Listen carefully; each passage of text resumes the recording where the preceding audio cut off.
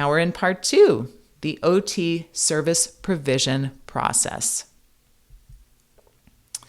I downloaded the American Sign Language icons. So we'll have 1, 2, 3, 4, 5, 6. So the 6 might be a little funny, but I just thought it was cool. Anyway, all right, OT service provision.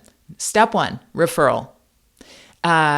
There needs to be an understanding of OT. Educators need to be trained to realize when a kid needs OT.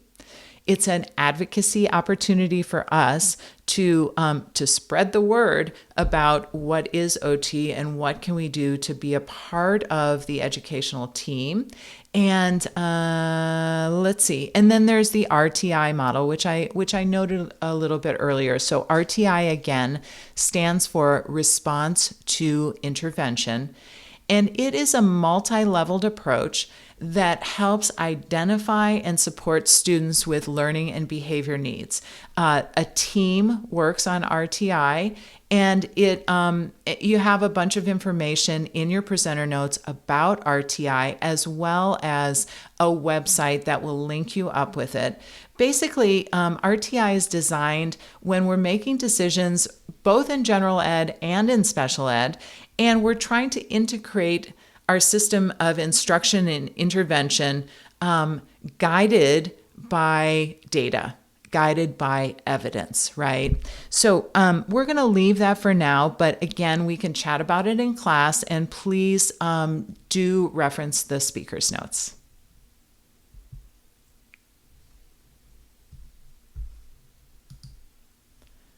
All right, water break for 1 second.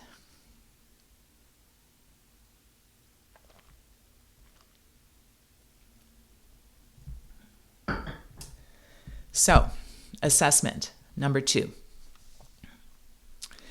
Every child who receives school-based services must have an assessment, an initial assessment, and then a re-evaluation every 3 years.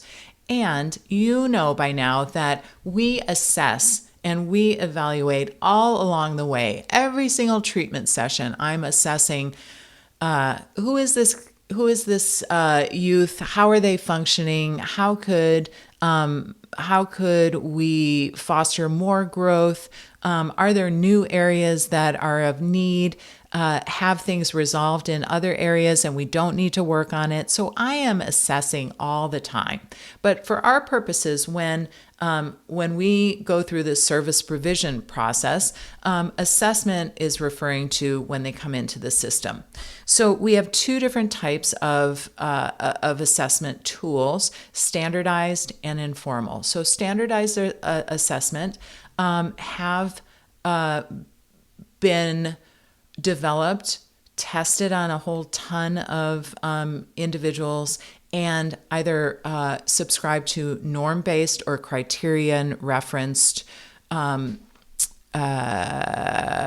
procedures before they were published. So what does that mean? A norm-based test would be given to hundreds, if not thousands, of individuals who fit the age and profile that the test is created for. And then we determine, okay, if you are an individual who is 15 and a half years old, what should you be able to do in X, Y, or Z area, right? So when we test our kids with a norm reference test, we're comparing their performance to others of their same age and profile to see do they stack up, right?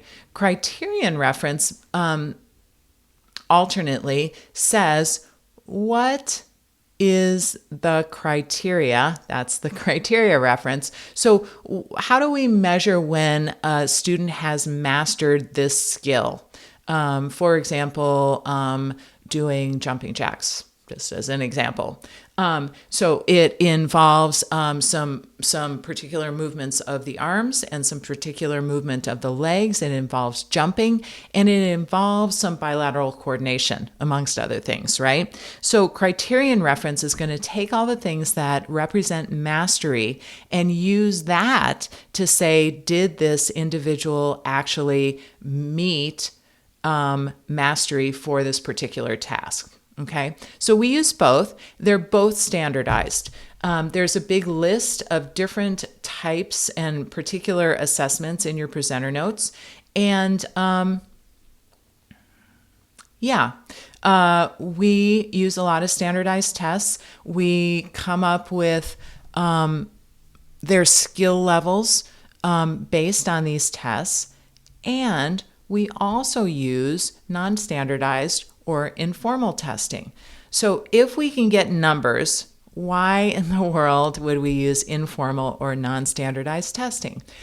Well, the clients that we see, especially by the time they're 13 years old, right, which is the bottom end for qualifying as youth, they've probably developed some compensation techniques by this point. They've probably developed some ways of doing what they need to do in their daily lives to kind of make it work. So even if they're lacking skills, they've got a workaround, or they've learned how to adapt the task, or they've learned how to avoid the task, right?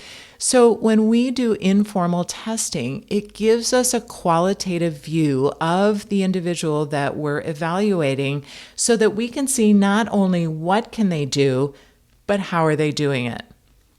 In that way, we can pick up compensation patterns, avoidance, all of that.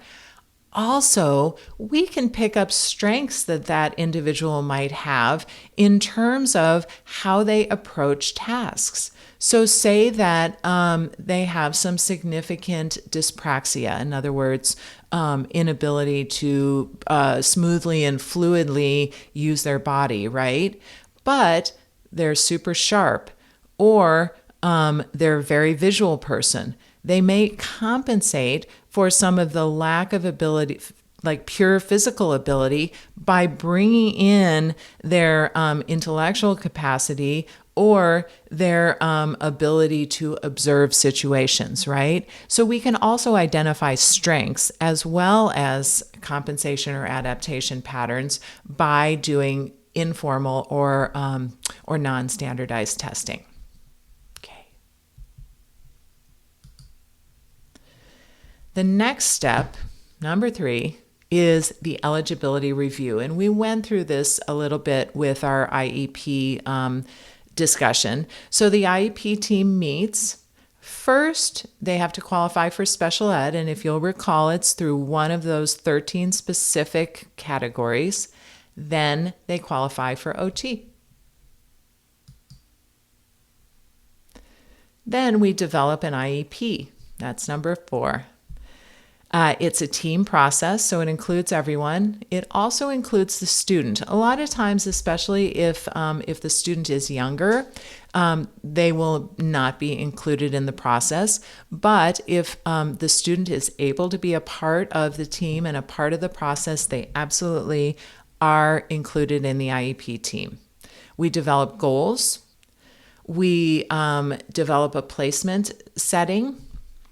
And again, we look at the least restrictive environment. Then we look at accommodations. So what do we have to put into the IEP to help them out? And we talked about that a little bit earlier.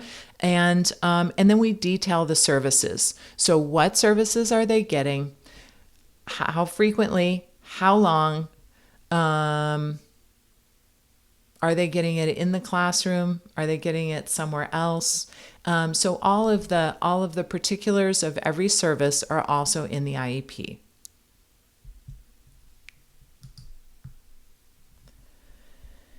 We're going to discuss goal writing in its very own lecture, but for our purposes right now, we want to be aware that goals will be in the IEP, and they're super important. They're a core part of the IEP.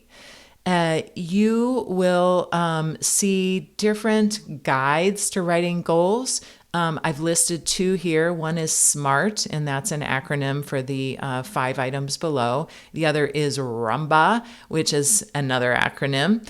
And you'll notice that that they actually have some very similar criteria, even though they're two different types of writing goals.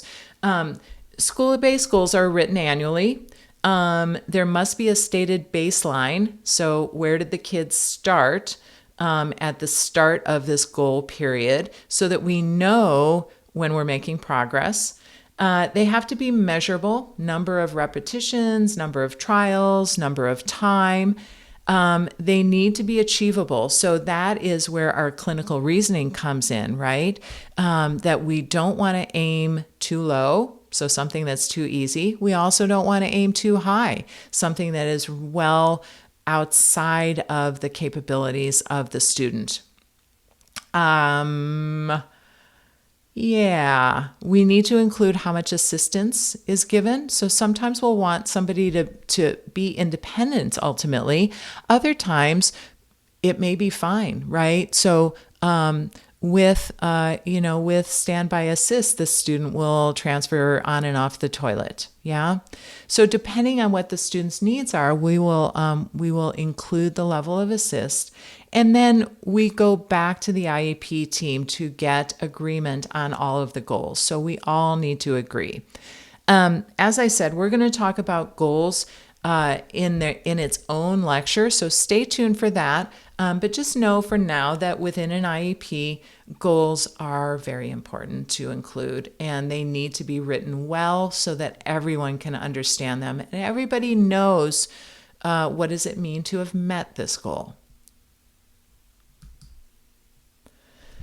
5 is service provision, and we provide services in many different ways. We remediate, in other words, change the skill level an individual has. We may adapt or compensate for things that just cannot be remediated. We may also modify the environment, and we'll go over this in more detail a little bit later in the presentation. All right, and this is 6. So review and reevaluation, and we've already talked about this. A review happens annually. Every 3 years, a triennial happens, and we need to reevaluate. And then services may be just continued. Yep, this is going great. Let's continue it. They may be modified either to increase or decrease or change the nature of the service. And a student might get discharged. Discussion at either an IEP or a ITP or a 504 meeting is required, and we try to reach consensus around changes in service. And if the parents or caregivers disagree, the provider is mandated legally to serve the child in the same way, at the same level, under something called a stay put until there's a resolution and a new IEP can be signed. So what this means for us practically is that if the parent or guardian is not in agreement with the IEP and say, we've been servicing the child or the youth weekly, and now we want to go to once a month consultation, we cannot do that until the new IEP has been signed. So it can present a little bit of ethical dilemma for us in terms of how do we provide the best and most appropriate services while at the same time being under a legal mandate by the IEP.